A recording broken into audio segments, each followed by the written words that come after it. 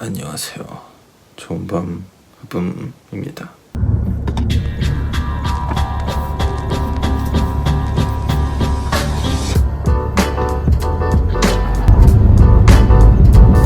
오늘 감사하게도 소니캐스트에서 초대를 해주셔서 갑니다 지금.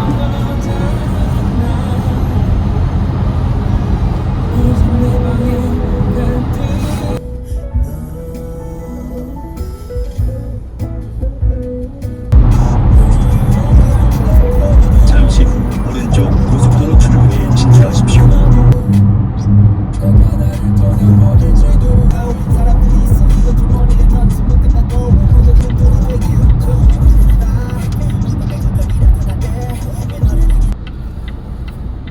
아유.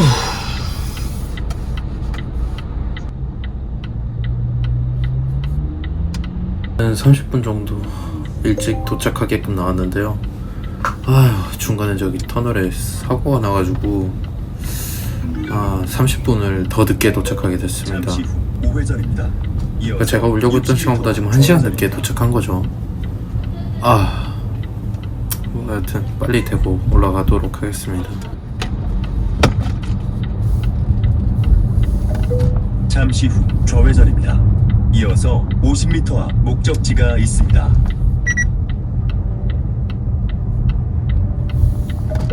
잠시 후 목 안내를 종료합니다.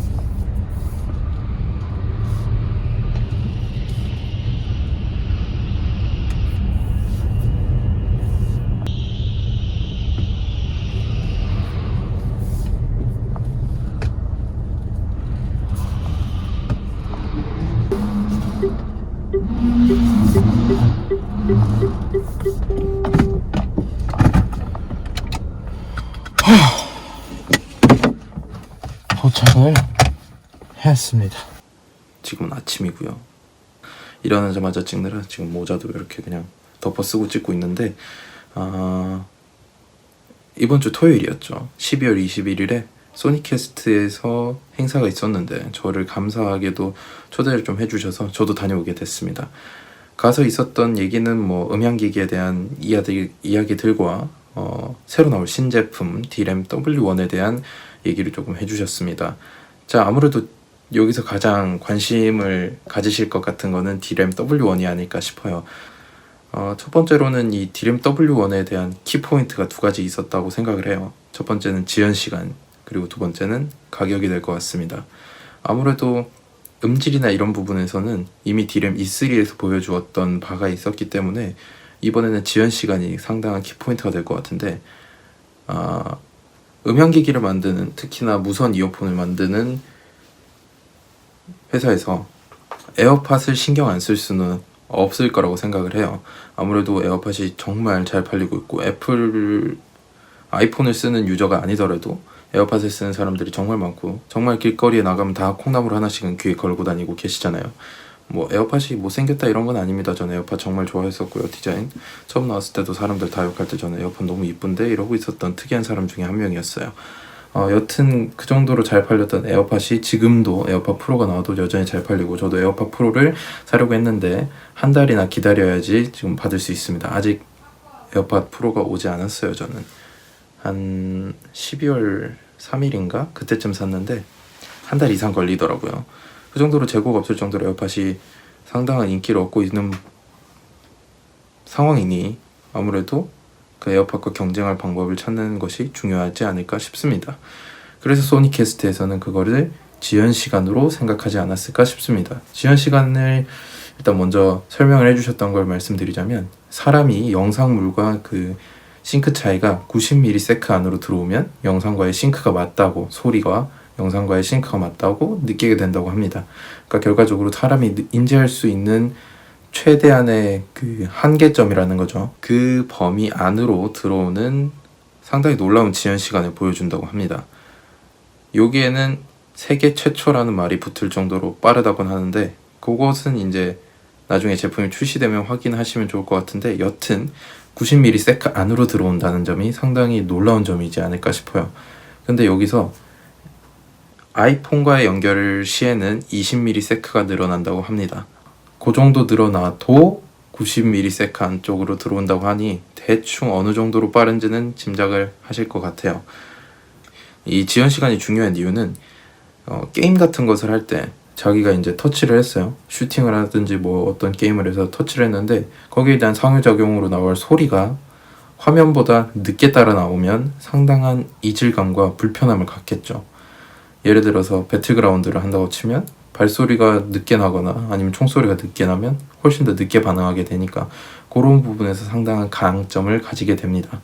자, 그래서 배터리 효율을 위해서 부스트 모드에서 이런 빠른 지연 시간을 보여준다고 해요.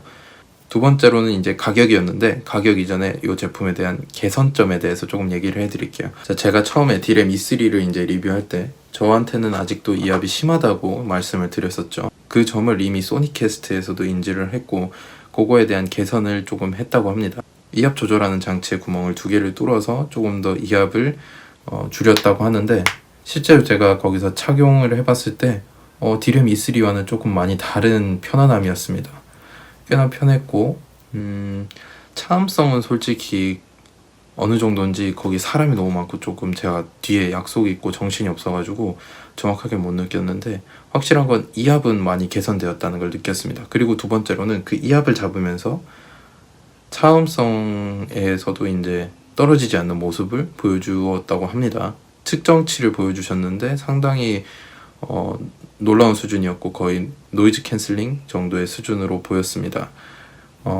하지만 그거는 이제 제가 제품이 출시되고 나서 그때 직접 느껴보고 말씀해 드리는 게 좋을 것 같고요. 자, 그리고 통화 품질도 상당히 좋아졌다고 합니다.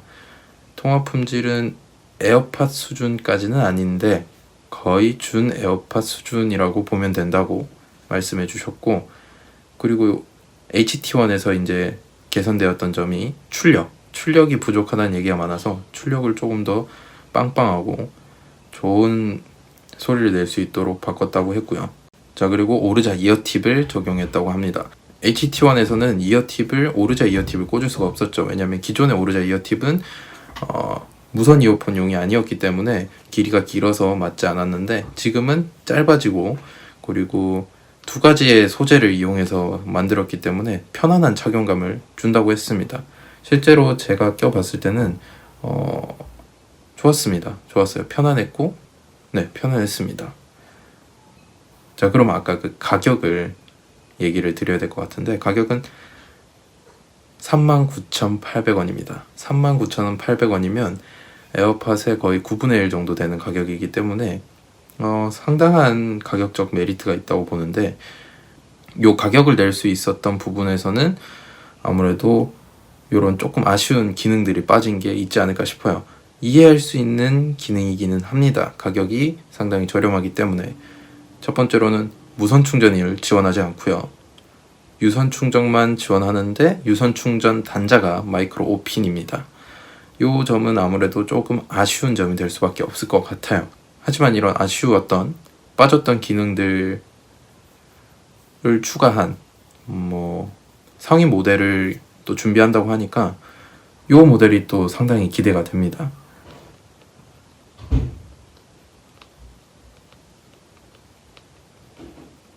이 제품이 출시하는 대로 저도 이제 리뷰를 해볼 생각이고요. 그때 제 에어팟도 같이 옵니다. 그러면 이제 에어팟과의 비교도 조금 해보려고 해요. 물론 가격 차이가 많이 나지만 그것도 이제 감안을 해서 해보기도 하고 아니면 가격을 떠나서 정말 이어폰 대 이어폰으로 비교도 해보도록 할게요. 물론 저는 전문적인 지식이 있거나 그러진 않아서 정말 그냥 들리는 대로 느껴지는 대로 얘기를 드릴 거고요. 그럼 그때 영상에서 뵙도록 하겠습니다. 오늘 영상 조금 길어졌던 것 같긴 한데 아침이라 생각이 정리가 안 돼서 조금 그랬던 것 같습니다.